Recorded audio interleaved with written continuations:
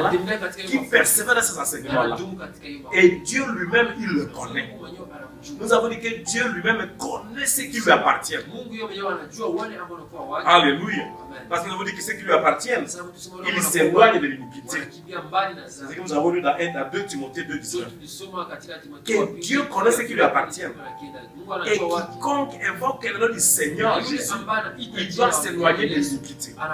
Donc, quiconque est chrétien, la première chose, c'est s'approprier Jésus en lui. Jésus à toi qui est la parole. Et automatiquement, tout ce que Dieu n'aime pas, ça ne peut plus se retrouver chez toi. Donc l'iniquité ne peut plus se retrouver chez toi parce que Christ est en toi. Alors nous avons dit que nous sommes sur la terre avec des gens qui sont dans le péché. Alors maintenant, toujours tu dois toujours t'examiner. J'ai parlé avec lui. Qu'est-ce que j'ai dit? Alors si tu trouves quelque chose qui ne marche pas, Jésus, pardonne-moi. Tu rétablis la communion avec le Seigneur. Et c'est celui qui est le vrai chrétien, un vrai croyant. Parce qu'il obtient tout par la foi. Alors aujourd'hui, nous allons parler de ce qu'un vrai croyant doit faire. Un vrai croyant, il doit veiller et prier. Alléluia. Donc le thème de ce matin, c'est veiller et prier Dieu. Il faut veiller et prier Dieu. Ici, veiller et aimer dans le Seigneur ne signifie pas passer toute la nuit à dormir. Mais c'est ça qui signifie veiller. Mais ici, veiller signifie prendre garde, appliquer son attention à quelque chose. Nous devons appliquer notre attention sur la vraie vie chrétienne et sur ce qui peut bloquer la vie chrétienne. Et nous, celui qui veille, c'est quelqu'un qui est très sensible à ce qui se passe autour de lui pour découvrir les stratégies de Satan et pouvoir les briser. Alléluia. C'est ça veiller. Et qu'est-ce qui me pousse à pécher? Qu'est-ce qui m'entoure pour me nuire, pour me faire du mal? Ah, je dois être éveillé. Et je dois prier. Mais bien aimé, sans la prière, nous ne pouvons rien. Alléluia. C'est pourquoi je vous rappelle que chaque jour, il y a une veillée de prière. Alléluia. Il y a ceux qui viennent parmi vous, qui sont dans le veillée. Les lundis à la veillée, mardi à la veillée de prière, mercredi il y a des gens qui veillent, jeudi il y en a. Alléluia. Les vendredis il y en a, les samedis il y en a. Parce qu'on peut veiller à 10. Les gens sont en train de veiller. Ne restez pas à la maison. C'est le moment de prier. Vous savez pourquoi je donne ce thème? Dieu donne ce thème. Parce que nous sommes dans un monde à difficulté aujourd'hui. Alléluia. Amen. Avec cette Covid-19, cette maladie qui trouble tout le monde, les gens se posent une question. Qu'est-ce qui se passe? Qu'est-ce que nous allons faire? Alléluia. Qu'est-ce qui va nous arriver? Amen. Alors les gens ont peur. Les gens sont troublés. Ils se posent la question, mais qu'est-ce que je dois devenir demain?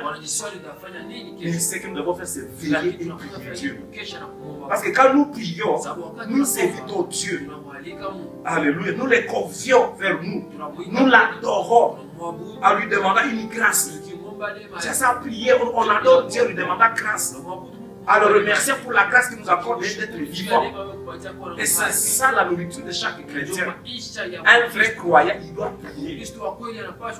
Alléluia. Nous sommes dans nos maisons. On parle de confinement.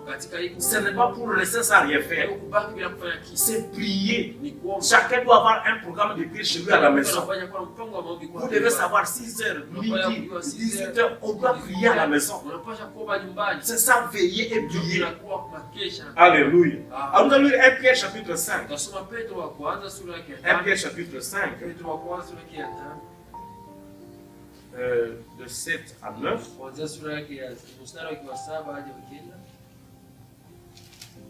Pierre 5, 7 à 9. Nous lisons au nom de Jésus-Christ. Et déchargez-vous sur lui de tous vos soucis, car lui-même prend soin de vous. Soyez sobre. Veillez. Votre adversaire, le diable, rôde comme un lion rugissant, cherchant qu'il dévorera. Résistez-lui avec une foi ferme sachant que les mêmes souffrances sont imposées à vos frères dans le monde. Alléluia. Donc un vrai chrétien doit savoir que moi j'appartiens à Dieu. Dieu c'est lui mon Père. C'est lui qui m'a créé, qui m'a mis sur la terre. C'est lui qui me garde, qui me protège chaque jour. Ici nous tous nous sommes témoins. Lorsque tu sors, tu es en cours de route ici. La moto peut te cogner, un véhicule peut te cogner. Nous avons suivi, je crois, samedi passé. Si c'est samedi passé, un véhicule allait tomber sur les gens. Ce n'est pas vers l'essence là-bas, les gens. Un véhicule est allé cogner les gens qui étaient sur la route. Et c'est tombé sur une maison. Alléluia. Ces gens-là, qu'est-ce qu'ils ont fait? Mais c'est arrivé. Alors toi, mon frère, ma soeur, nous devons veiller, prier, pour demander la grâce de Dieu, pour que Dieu nous assiste, nous soutienne, nous protège, pour que toutes les mauvaises choses qui peuvent être lancées contre nous ne nous arrivent pas. C'est pourquoi Dieu dit ceci: à pareil moment, à pareille circonstance que nous traversons, il faut vous décharger sur Dieu de tous vos soucis. Parce que nous avons divers soucis, mes bien-aimés. Nous avons mangé quoi? Nous allons nous habiller comment? Nous allons sortir comment? Ça va se passer comment? Alléluia. Ce sont des soucis de tous les jours. Mais Dieu te donne une solution aujourd'hui. C'est de veiller, de prier. C'est de voir ces situations-là proviennent d'où. Et c'est pour quel objectif? Alléluia. Parce que Satan maintenant profite de ces circonstances. Satan est en train d'attaquer les gens. Il est en train de rôder pour chercher qui dévorer. Pour empêcher aux gens de prier, pour empêcher aux gens de lire la parole de Dieu, pour pousser les gens au découragement, pour diriger au prier. Mais je ne vois pas de solution. Mon frère, ma soeur, tiens ferme. Alléluia. Alléluia. Mon frère, ma soeur, tiens ferme. Dis à ton voisin, tiens ferme. Notre Dieu est capable de toutes choses. Vous voyez, aujourd'hui, le Seigneur, on commence à se poser des questions. C'est là qu'on dit veiller. Alléluia. Quand on dit soyons sobres, soyons modérés dans notre comportement. C'est lui qui est sobre. C'est quelqu'un qui est attentif. Et c'est lui qui est modéré dans les actions qu'il mène. Qui est modéré dans la vie. Alléluia. Il n'est pas extrémiste. Alléluia. Dans le boire, dans le manger, dans le parler, il est modéré, il est retenu. C'est ce qui nous est recommandé ici. Alléluia. Soyez modérés dans votre langage, dans votre manger, dans votre boire. Soyez modérés dans vos comportements. Alléluia. Parce que nous sommes en train de comprendre que le diable est en train de travailler pendant ces moments pour déstabiliser les chrétiens, pour déstabiliser les enfants de Dieu. Alléluia. Alléluia. Mais pourquoi on fait? Il y a la main de Satan. C'est comme ça qu'un vrai croyant, il discerne certaines situations qui se passent dans sa vie. Tu dois voir en tout cas ce blocage ici. Cette situation qui me fait mal. Il y a la main de Satan dedans. Donc je dois me réveiller pour pousser. C'est ça veiller. C'est ça être sobre. Alléluia. Donc venez dans le Seigneur. Nous devons savoir que notre Dieu est capable. Alors comme Dieu est capable, le monde des ténèbres, il nous empêche de prier pour que notre Dieu intervienne. Parce que j'ai appris aux États-Unis, il y a certains, parce qu'aux États-Unis, quand on dit États-Unis, c'est plusieurs États qui sont unis. Ce qu'on appelle les États fédérés. Alléluia. Donc les États-Unis, ce sont des États fédérés. Donc c'est comme des provinces, là où il y a un président. On les appelle des gouverneurs de province. Mais chaque province, c'est un État où il y a un gouvernement à part. Alors Trump, c'est lui qui est le président. Maintenant, il y a certains États fédérés où ils ont autorisé que les bars fonctionnent. Ils ont autorisé là où les gens font des choses qui ne sont pas bien, qui puissent fonctionner. Mais on interdit aux églises.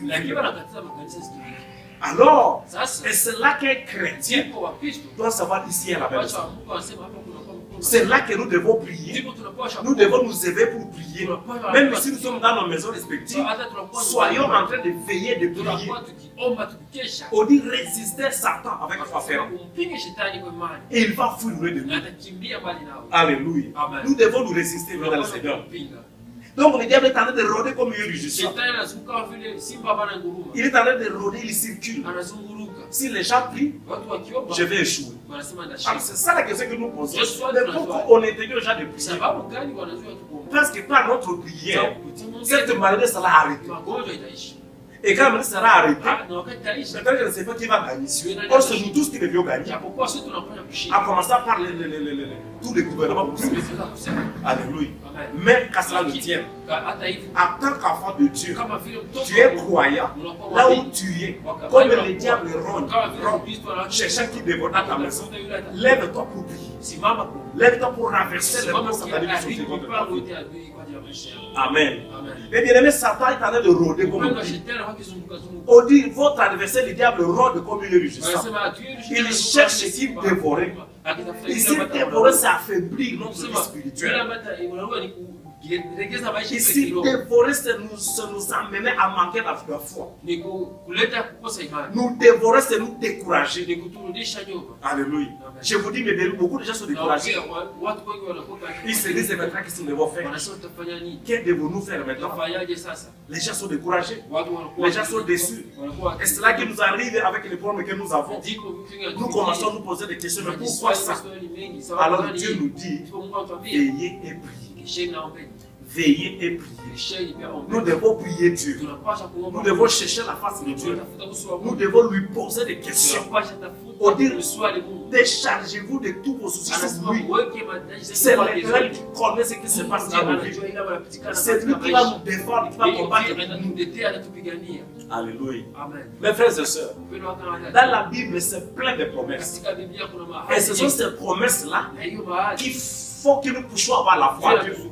Parce que Dieu nous promet quelque chose. Alléluia. Mais ces promesses-là, pour se réaliser, ce n'est pas facile. Alléluia. Et c'est là que l'ennemi travaille. Le diable travaille pour dire, voilà, tu vois, Dieu t'a promis ceci. Mais est-ce que tu l'as déjà eu? Amen. Je prends l'exemple du peuple d'Israël. Amen. Est-ce que nous sommes ensemble? Le peuple d'Israël doit entrer où? À Canaan. N'est-ce pas? Dieu a déjà promis Canaan. Le pays où coule le lait et le miel. Donc le pays de la promesse. C'est Dieu qui a promis ça. Il dit, vous allez entrer à Canaan. Donc eux, ils ont la foi qu'ils vont entrer à Canaan. Mais combien d'années sont passés au désert? Alléluia. 40 ans dans le désert. Alléluia. Alors à un moment donné, lorsque maintenant il s'approche d'entrer à Canaan, qu'est-ce que Moïse va faire? Il va envoyer combien d'espions? 12 espions. Qui concordent avec les 12 tribus d'Israël. Les 12 tribus sont partis. Les 12 espions plutôt sont partis. Quand il arrive là-bas, qu'est-ce qu'il y avait là-bas à Canaan? Il y avait des géants. N'est-ce pas? Mais il y avait le miel, il y avait le lait. Mais Dieu dit, voilà ce que vous allez prendre la possession. 10, il faut dire, ouais. Sur le 12, Dieu a déjà dit que vous allez entrer. Mais le 10, il dit non. Il y a déjà, ça ne sert à rien. Nous sommes comme des petits sorciers, comme des secrets devant ces géants. Ce qu'on appelle les fils d'Anak.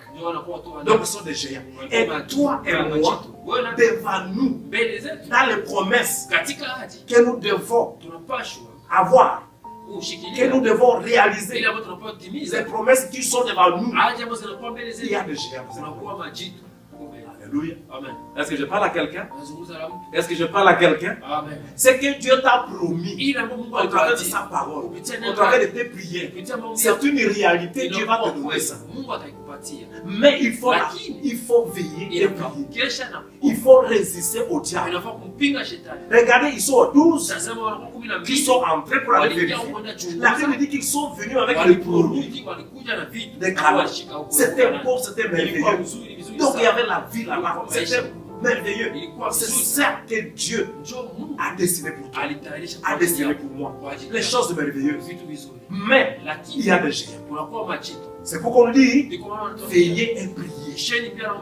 Veillez et priez. Votre adversaire rôde comme une rugissant.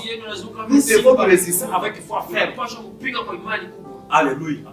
Les bénis sont 12, mais 10 ils disent non. Nous ne pouvons pas entrer. Alléluia. Mais deux que vous connaissez, qui s'appellent comment? Josué et Caleb. Ils ont eu la foi. C'est ce que nous demandons à chacun d'entre nous. Il faut que tu aies la foi. Dis à ton voisin, aie la foi. La foi à Dieu. Tu dis ton Dieu est puissant. Tu dis mon Dieu est puissant. Dis lui, mon Dieu est puissant. Mon Dieu est capable. Tu dis je vais entrer dans mon canal. Je vais saisir les promesses de Dieu. Ces promesses de Dieu vont s'accomplir dans ma vie. Mais bien-aimé, il y a un projet. Un projet qui est déjà soumis à Dieu. Et ce projet-là est dans la volonté de Dieu. Mais pour que ça puisse se réaliser, il y a des géants qui s'opposent. Alléluia. Amen. C'est le travail. Tu vas avoir le travail. On t'a déjà promis le travail. Mais il y a des géants. On t'a promis le mariage. Mais il y a des géants qui combattent. Alléluia. Il y a des gens qui combattent. On t'a promis quelque chose de merveilleux. Mais les géants s'opposent. Jusqu'à ce que tu commences à te poser la question. Est-ce que ça va se réaliser ou pas? C'était comme les 10 espions là. Et les 10 espions, comme c'était la majorité, ils sont allés dire au peuple, ces gens veulent aller nous tuer. Jusqu'à ce que la population s'est révoltée contre Moïse. On a failli lapider Moïse. Mais Josué et Caleb dit, nous allons entrer.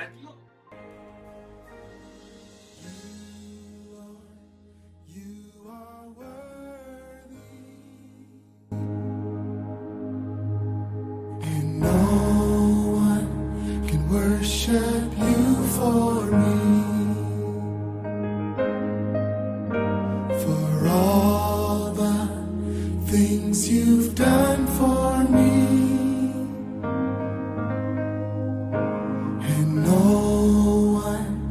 Worship you for me. Lift it up. Here's my life.